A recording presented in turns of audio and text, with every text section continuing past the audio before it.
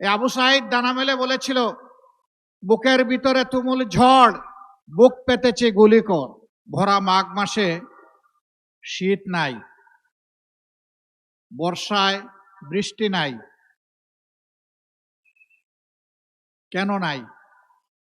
নাই এই কারণে যে এই দেশে আমরা যারা নাগরিক, বিশেষভাবে এই দেশ পরিচালনার দায়িত্ব যাদের হাতে ছিল, তারা এই দেশের প্রকৃতিকে হত্যা করেছে, প্রকৃতিকে লুণ্ঠন করেছে এবং প্রকৃতির উপর জুলুম করেছে। এই জন্য আমাদের আবহাওয়ার যে পরিবর্তন হয়েছে, এটা আমাদেরকে দুঃখে দুঃখে তার মূল্য পরিশোধ করতে হবে। আমরা যে দেশটাতে বসবাস করি, 1947 সালে আমাদের পূর্বপুরুষরা অখণ্ড ভারতের বুক চিরে তৎকালীন পাকিস্তানের একটা প্রদেশ হিসাবে এটাকে পেয়েছিলেন।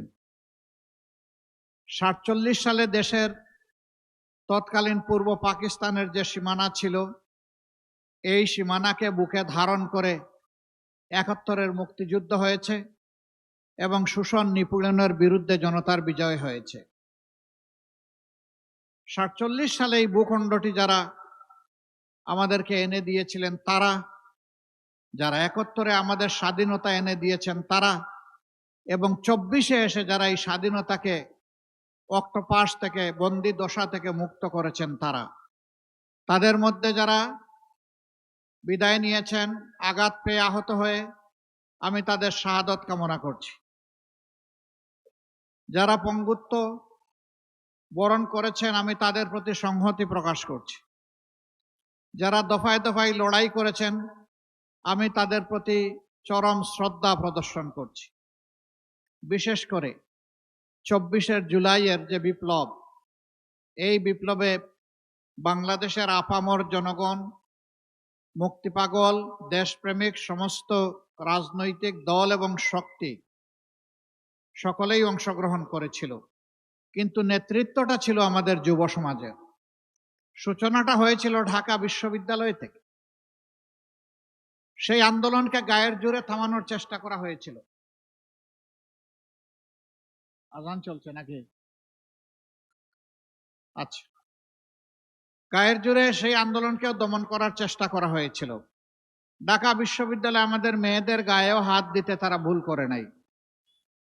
সারা বাংলাদেশের চিত্র ছিল প্রায় একই, কিন্তু সেদিন বাংলাদেশ ফুঁসে উঠেছিল। তারই ধারাবাহিকতায় 16 তারিখ, 15 তারিখ এই রাতের ঘটনার পর 16 তারিখ বেগম রোকেয়া বিশ্ববিদ্যালয়ের সামনের চত্বরে দাঁড়িয়ে, রাজপথে দাঁড়িয়ে এক সাহসী বিপ্লবী, সে বলেছিল, এ জালিম সরকার, হয় আমার অধিকার দে, না হয় আমাকে একটা গুলি দে। এই আবু সাইদ ডানা মেলে বলেছিল, বুকের ভিতরে তুমুল ঝড়, বুক পেতেছে গুলি কর। ডানা মেলে দিয়ে গুলি নিয়েছে, কিন্তু পালিয়ে যায়নি। সে তার লাশ আর তার রক্ত এই দেশবাসীর কাছে আমানত রেখে গেছে। আমি যেভাবে জাতির জন্য লড়াই করে জীবন দিয়েছি, যে প্রয়োজনে জীবন দিয়েছি, যারা বেঁচে থাকবা সেই প্রয়োজন তোমাদেরকে পূরণ করতে হবে। প্রয়োজনটা কি ছিল? রাজপথে এসে তারা একটাই স্লোগান দিয়েছিল, উই ওয়ান্ট জাস্টিস। আমরা কোনো বৈষম্য অবিচার মানব না। এই সমাজে অবশ্যই ন্যায় বিচার কায়েম করতে হবে এবং সাম্য ফিরিয়ে আনতে হবে।